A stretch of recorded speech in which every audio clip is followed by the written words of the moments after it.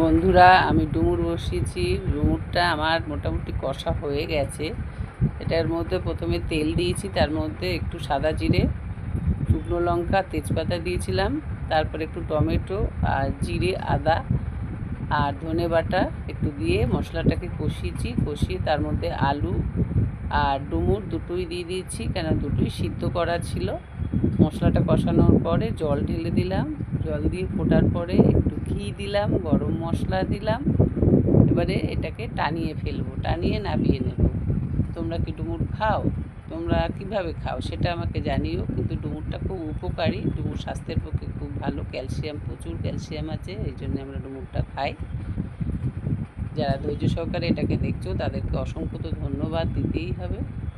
আর আমার এই ডুমুর রান্নাটা তোমাদের পছন্দ হলে, ভালো লাগলে আমাকে একটা লাইক, কমেন্ট, শেয়ার, সাবস্ক্রাইবের মাধ্যমে জানিও আমি কেমন করলাম। এখন রাখি, আবার অন্য কিছু নিয়ে আসবো। টাটা।